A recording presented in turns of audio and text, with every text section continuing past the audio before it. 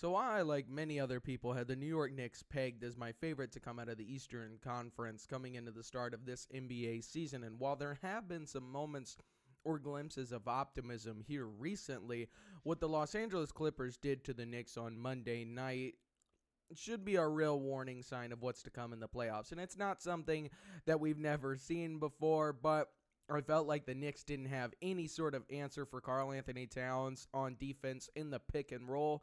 Let's take a look at how the Clippers attacked him over and over and how it won them the game. A common theme that we're going to see for the Clippers here in the fourth quarter is that all of these shots they generate feel like absolute backbreakers. Now, this isn't a pick and roll possession, but it is a missed rotation. So we're going to start with a skip pass to the corner. The Knicks immediately double Kawhi down here in the corner. So we're going to need Mo Diawara over here to rotate over onto this opposite side wing. And then theoretically, he would need somebody to filter up here to the top to guard Bennedict Mathurin. But you see, Karl-Anthony Towns does not move whatsoever, and that's fine. He has a man right here, but we have a late rotation from Mikal Bridges. Bennedict Mathurin is technically wide open when he catches this. He makes the extra pass to the corner for Darius Garland, but Karl-Anthony Towns is also late rotating over, doesn't have a hand up, and Darius Garland is able to get what is essentially an open step-back three in the corner. Another typical characteristic we see with Karl-Anthony Towns is that he has the tendency to just give up dumb fouls. So the default look for the Knicks is to have Karl-Anthony Towns play in drop, but he's neither a particularly good vertical big, nor does he have a crazy wingspan, nor do I like his timing here for some reason. Because Kawhi kind of shows him the ball a little bit, baits him into giving this reach. For some reason, he just puts his hand in there, gets mixed up with Kawhi. Kawhi muscles him right to the rim and gets an and one. All right, next possession. Yet again, we see the Clippers putting Karl-Anthony Towns into the pick and roll. He is in dropped. Isaiah Jackson gets behind him on the play, forces the tag from Josh Hart here, which leaves the weak side shooter and Bennedict Mathurin wide open on the wing, and he makes him pay.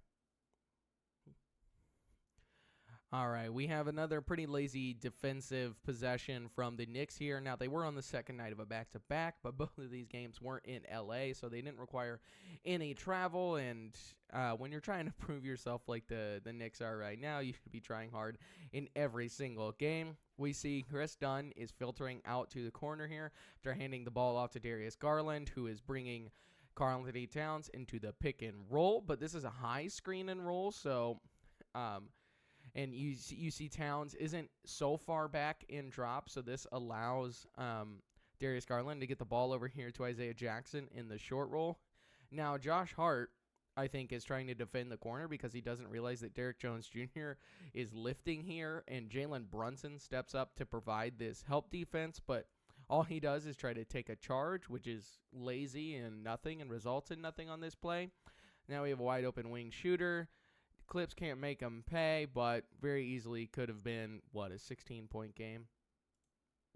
All right, so the start of this play got cut off, so I apologize for that. But the Knicks decided to go ahead and change up some of their pick-and-roll coverage. So instead, they have Karl-Anthony Towns coming out here, and they're going to have him blitz on this screen, right? So we're doubling Kawhi off of the screen. Now, what this does, obviously, it leaves you in a 4-on-3 situation. We've got corner shooter here, corner shooter, somebody in the dunker spot, and Brook Lopez with three smaller Knicks defenders. What you have to have when you decide to go into a blitz and recover pick and roll defense, you have to have chemistry, the synergy, the effort, and the hustle to recover. And Karl-Anthony Towns is just way too late trying to recover on this possession, and it leads to another three. Again, a backbreaker. The Knicks had gotten the score down to single digits, and that pushed it right back up to double digits. The Clippers were using Isaiah Jackson a lot early in this quarter to bring Towns into the pick and roll. Now they're using Brook Lopez, who's a pick and pop big. And look at this. Karl-Anthony Towns is in drop. He's pulled way out of the play. Brook Lopez wide open. No recovery, no help. Another back-breaking three. Kawhi Leonard, Brook Lopez, pick and pop. Where have we seen this before? Now, I think Josh Hart does a great job of trying to get in on this play. And Brook Lopez does miss, so nice help defense there, but would have been a wide open three without it, of course.